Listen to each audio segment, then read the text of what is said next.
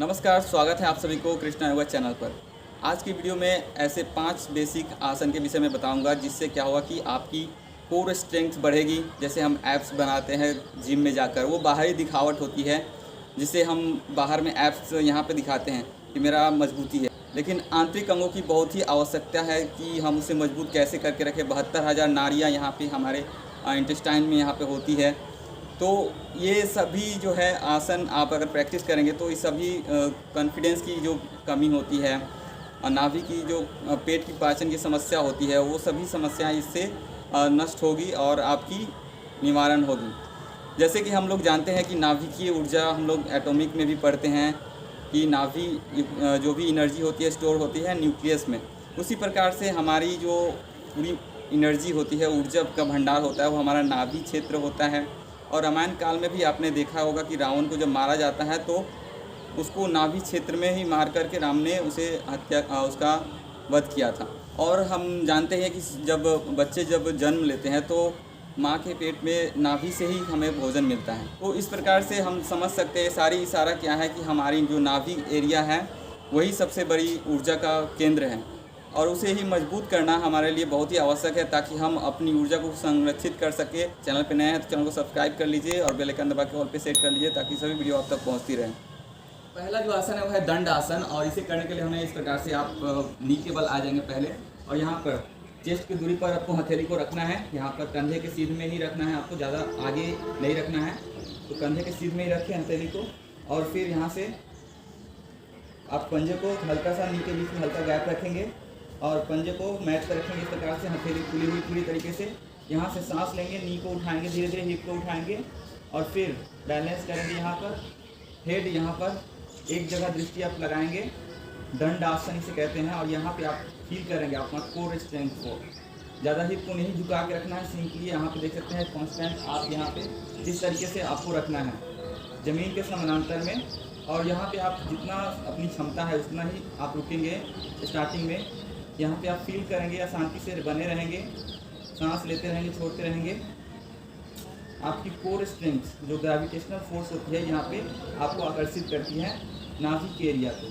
तो यहाँ पे आपको बने रहना अपनी क्षमता अनुसार। यहाँ पे आगे की प्रक्रिया में आप सांस छोड़ करके रुक सकते हैं। सांस बाहर छोड़ेंगे और फिर रुकेंगे यहाँ पे अपनी क्षमता अनुसार 10 सेकेंड 20 सेकेंड जितना हो सके उतना रुकेंगे, फिर सांस लेंगे और फिर सांस छोड़ेंगे, फिर रुकेंगे। तो इसे आप देखेंगे कितना चैलेंजेस लगेगा। यही आसन आपको गर्मी महसूस करा देंगे। तो ये जो पहला आसन है दंड आसन, इसे आप अपनी क्षमता अनुसार करेंगे। आगे हम बढ़ते हैं, वो है उत्तान पादासन। इसके लिए हमें इस प्रकार से पीठ के बल लेट जाना है, पूरे शरीर के स्पाइन को सीधा करके रखना है, पंजे को सटा के रखना है, हथेली दोनों थाई के नीचे कमर के नीचे लेके जाना है यहाँ पर, और मुट्ठी बना करके रखना है आपको यहाँ पे। फिर यहाँ से धीरे से सांस लेकर के दोनों पैर को ज्वाइन करते हुए सांस लेते हुए उठाएंगे 1 से 2 फीट की दूरी ऊंचाई पर मैट से ऊपर धरती से। और फिर यहाँ पे सांस लेकर बने रहेंगे, सांस लेते रहेंगे, छोड़ते रहेंगे। मस्तक को उठाना नहीं है यहाँ पे, हेड को आपको नीचे रखना है ड्रॉप करके, और फिर सांस लेते रहेंगे, छोड़ते रहेंगे पेट से। फिर यहाँ पे आपको चैलेंज लगेगा, देखिएगा यहाँ से कि आपका जो नाभि का एरिया है यहाँ पे आपको कंपन फील होगा, वाइब्रेशन फील होगा। उत्तान पादासन ये है। आप इसमें स्टार्टिंग में धीरे धीरे समय सीमा बढ़ाएंगे, मैं यहाँ पे अपनी क्षमता अनुसार ही बता रहा हूँ। तो यहाँ पे नीचे सांस छोड़ेंगे, फिर रिलैक्स, और यहाँ पे दोनों हथेली बाहर आसमान की तरफ रखेंगे और फिर अगले आसन की तरफ हम बढ़ेंगे। यहाँ से अर्ध नवासन के लिए हमें सांस लेंगे, आंखें खुले रखेंगे, सांस ले यहाँ से, और पहले हेड चेस्ट को उठाएंगे इस प्रकार से, और फिर दोनों हथेली को थाई से पकड़े यहाँ से, या तो आप बाहर कर सकते हो। पहले स्टार्टिंग में आपको थाई को पकड़ना है, फिर धीरे से लिफ्ट करना है दोनों लेग से उठाकर। अब यहाँ पे फील करेंगे आप, देखिए कंपन कितना होता है, आपकी नाभि क्षमता को मजबूती देता है ये अर्ध नवासन। और फिर हथेली को यहाँ पे खोल देंगे और फिर स्टे करेंगे, देखेंगे यहाँ पे।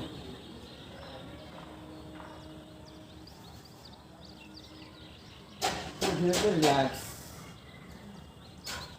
फिर लंबी गहरी सांस लेंगे और छोड़ेंगे, फिर रुकेंगे अपनी क्षमता अनुसार। तो इसको आप रिपीट करेंगे, देखिए कितना कंपन फील होता है आपका, वाइब्रेशन जब होगा यहाँ पे तो आपका जो नाभि 72,000 नाड़ियाँ होती हैं उस पर एक्टिव होता है, सभी पाचन क्रिया को मजबूती करता है। यहाँ से हम लोग आगे बढ़ेंगे, जो है नवासन है। अर्धनवासन हमने किया और इसके बाद हम लोग नवासन करेंगे। यहाँ से पहले आपको कमर के पीछे दोनों हथेली को इस प्रकार से रखना है, नी को बेंड करना है, यहाँ से घुटने को इस प्रकार से फोल्ड करके रखना है।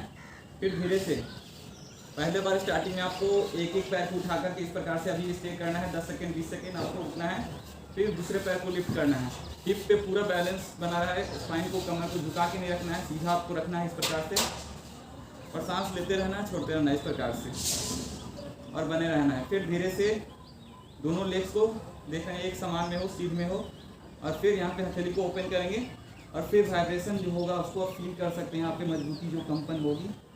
और फिर धीरे से सांस लेते रहें, छोड़ते रहें, अपनी क्षमता अनुसार बने, दृष्टि आगे फिक्स रखें। फिर धीरे से वापस आएंगे और फिर सांस लेकर ऊपर स्पाइन को सीधा करेंगे इस प्रकार से। ये था अर्धनवासन। आगे जो आसन हम बताएंगे वो है, अंत में जो आखिरी आसन है वो है लोलासन, जिसे हम इस प्रकार से करेंगे पद्मासन में। स्टार्टिंग में आप तो धीरे से ही इसको ट्राई कीजिए, अगर पद्मासन में नहीं बैठ पाते हैं तो उसका भी मैं ऑप्शन एक दिखाऊंगा। दूसरा एक आसन है लोलासन का ही, तो यहाँ से आपको पद्मासन में इस प्रकार से बैठ सकते हैं। अगर नहीं आता है तो पद्मासन का वीडियो बना हुआ है, उस प्रकार से आप देख सकते हैं। पैरों के बीच में हिप ओपनिंग कैसे होता है उसको आप देखेंगे। और यहाँ से लोलासन के लिए हम लोग पहले पद्मासन में स्पाइन को, कमर गर्दन को सीधा करेंगे और यहाँ से पहले नी को उठाएंगे इस प्रकार से, हथेली खुली हुई रहेगा यहाँ पे, और फिर सांस लेकर कमर के हिप के नीचे रखना है हथेली और यहाँ से सांस लेकर उठाना है इस प्रकार से। और फिर सांस लेते रहें, छोड़ते रहें धीमी गति से। थोड़ी देर हो सकता है कि आपको सांस यहाँ पे ना ले सकते हैं, यहाँ पे नहीं ले पा रहे हैं वो, तो यहाँ पे आपको फिर वापस आ जाएं सांस लेकर और फिर रिपीट करें। फिर देखिए ये क्या आपको कैसी मजबूती प्रदान करती है आपकी नाभि की एरिया पे।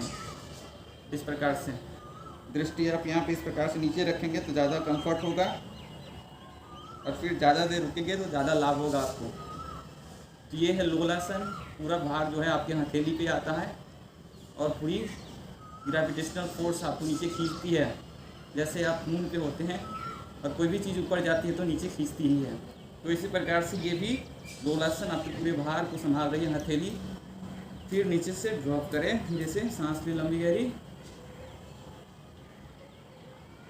और रिलैक्स करें। और दूसरी जो अगर इस प्रकार के आसन ये नहीं कर पा रहे हैं तो सिंपल से है, आप स्टार्टिंग में इस प्रकार से करेंगे, दोनों लेग्स को क्रॉस करेंगे और फिर सांस लेंगे, यहाँ से नी के बगल में रखें दोनों घुटने हथेली को, यहाँ से सांस लेते हुए और धीरे से उठाएं इस प्रकार से। ये आप लोग के लिए जो लोलासन, पूर्ण लोलासन नहीं कर सकते, ये सिंपल ये कर सकते हैं स्टार्टिंग में। फिर देखिए भार और कंपन, फिर धीरे से रिलैक्स। फिर यहाँ से काउंटर पोज के लिए हम लोग आगे बढ़ेंगे। इसके लिए सेतुबंद आसन काउंटर पोज हम करेंगे। सांस लेते हुए यहाँ पे हील हिप के बीच में गैप रखना, इस प्रकार से लेट जाना है, हथेली को मैट पे दबाते हुए सांस लेते हुए उठाना है और फिर पेट से ब्रीदिंग करते रहना है। फिर वापस आकर स्पाइन को सीधा करें और अपान आसन में रेस्ट करें।